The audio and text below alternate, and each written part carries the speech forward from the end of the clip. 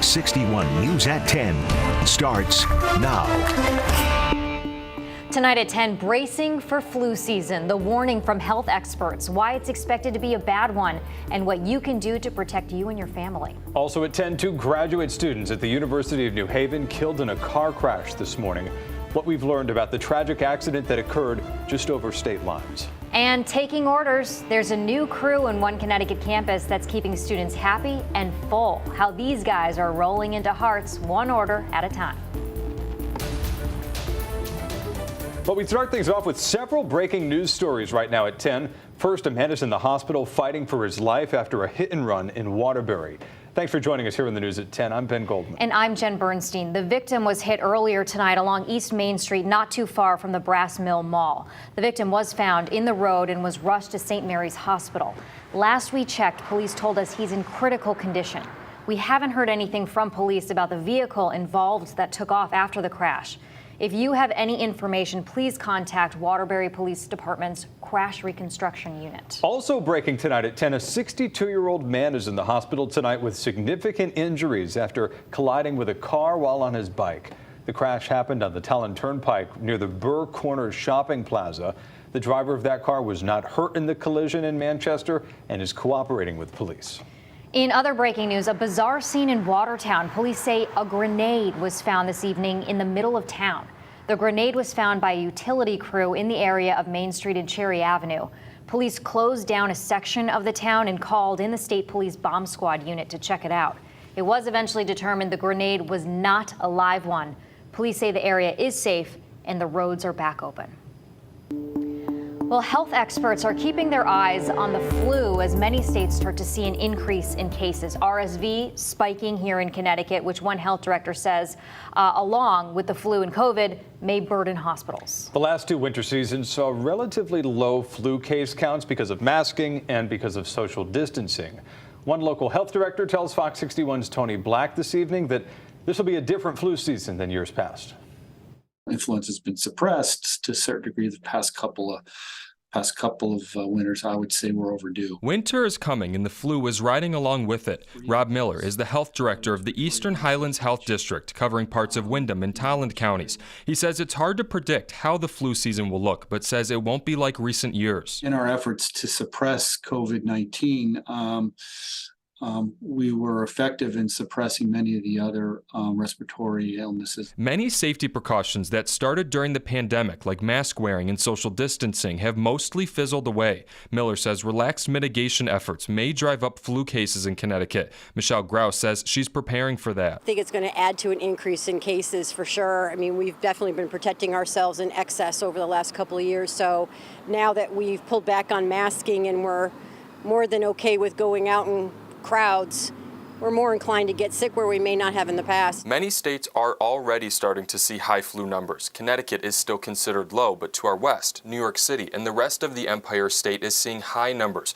Miller says that is a concern if it will cross state lines into Connecticut. Our populations are integrated, particularly along the border. But that's not all that's being monitored. RSV is impacting the younger population in the state as some children's hospitals near capacity. Miller says RSV, the flu, and COVID-19 may strain healthcare systems this winter. The best way to prevent that, he says, is by getting vaccinated. Vaccine clinics are widely available. Vaccines widely available right now. Similar to COVID-19, he says the flu can have a bigger impact on kids, the elderly, and those with underlying health conditions. So as the temperatures drop in the state, they want people to be on alert for rising flu cases. I've never gotten the flu vaccine, and I will be doing that now. Miller again stresses the importance of staying home when sick and covering your cough or your sneeze. He says you can get vaccinated against the flu and COVID-19 at the same time. The health director wants people to prepare for health department messages to come out in the weeks ahead, encouraging people to get vaccinated against the flu. In the studio, Tony Black, Fox 61 News. Tony, thank you. And on that note, it's a story that we've been continuing to cover, and the seriousness of the children's respiratory virus known as RSV can't be understated. Right now, hospital emergency rooms are slammed and pediatric ICU beds are mostly not available. Fox 61's Matt Caron brings us an inside look at the reality of this worsening situation.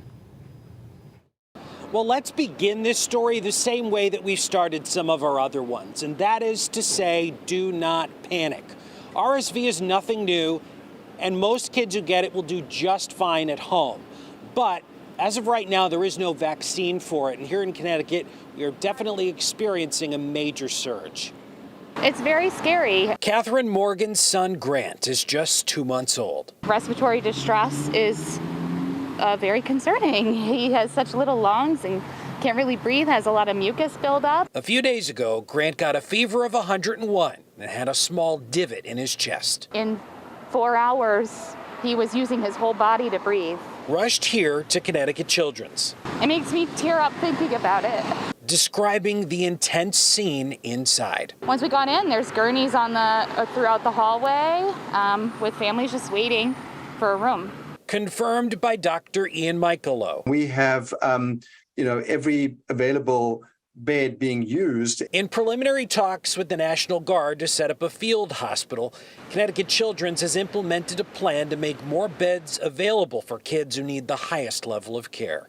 We're asking for volunteers to help us. We're hiring additional people to work over, after hours. First COVID, now RSV. Stressing pediatrics to its limits at a time when many practitioners have already left. This is an increased number of patients with a system that is really, was already having some cracks, and I think it's exposing some more of those cracks. Dr. Mark Auerbach of Yale telling Fox 61 that nobody who needs critical care will be turned away. We're really all hands on deck. But a lack of pediatric ICU beds means patients are having to stay in the emergency room longer. And the real concerning thing with this surge is the capacity in the intensive care unit and the emergency department, where the life-saving treatments are really time sensitive.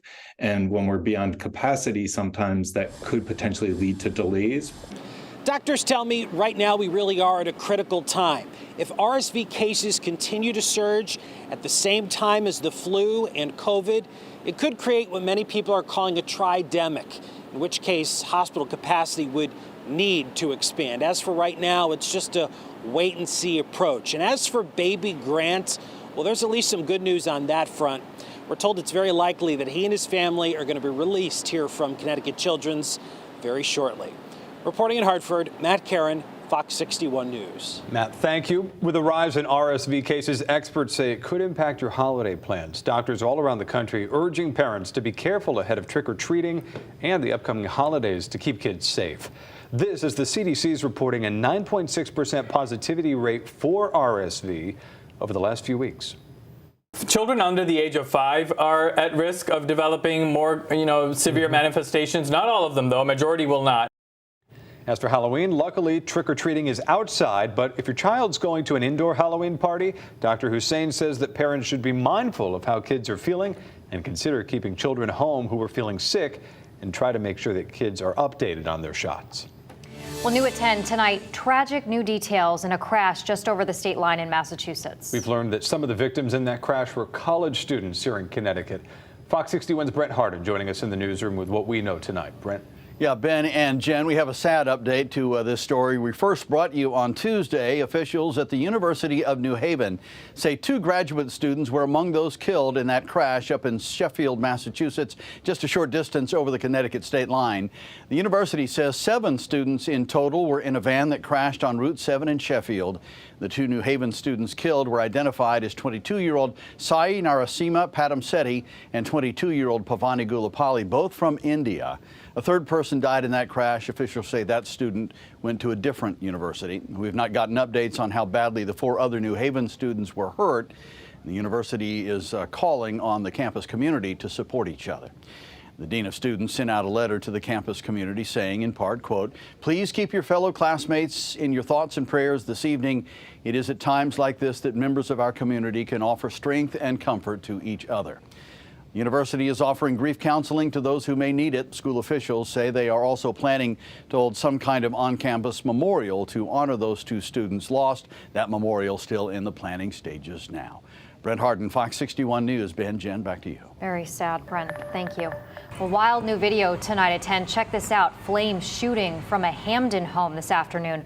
Firefighters were called to the scene on Shepherd Street and found smoke pouring from the roof of a house. Firefighters were able to cut into the roof and get to the flames. Fortunately, the homeowner wasn't home at the time, so they were not injured.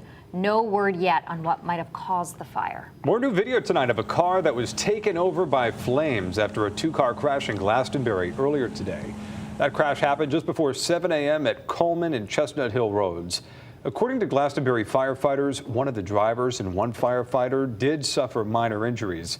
It's still unclear what caused that crash or the car fire to begin with. Tonight, the incident remains under investigation. All right, let's get a first check of your forecast. Some weird weather out there. Yeah. Cold. Yeah, Chief Meteorologist Rachel Frank joining us now. Cold, warm, it's muggy for sure, it's right? Muggy, yeah. It's been soggy, it's been foggy, it's been warm, humid, very weird, I agree, October days. But we are going to be getting back to kind of what you'd expect to be more of our regularly scheduled programming here moving forward in the weather department. More in the way of sunshine, cooler temperatures, less humid conditions, and how's this for a change? Sunshine? I know, it's tough to wrap your mind around what that looks like. Taking a look right now, we are still in that humid category all across the state except for Western Connecticut. Some comfy air starting to make its presence known, and we're going to see those dew points drop back tonight, which means we can wave goodbye to the humidity and trade it in for a very comfortable air mass here moving forward. The threat for rain is over. There are still some areas of patchy fog, though, especially in southeastern Connecticut. This will get resolved, though, by the time you wake up tomorrow morning, so we're not anticipating issues for the morning commute. Temperatures right now are still well above the average high temperature for this time of year, and it's 10 o'clock at night. We're in the low to mid 60s right now. Overnight lows will dip back into the low to mid 50s as we head towards daybreak. Some of our cooler spots could even drop into the upper 40s. And tomorrow, it is bright and sunny but breezy. High temperatures will climb into the low to mid 60s as we head through the afternoon, and we could see wind gusts up around 25 miles per hour. The winds pumping in even cooler temperatures heading into tomorrow night and heading into the weekend with some frosty mornings in the forecast. We'll talk about that weekend forecast and take a look ahead to Halloween coming up in just a bit.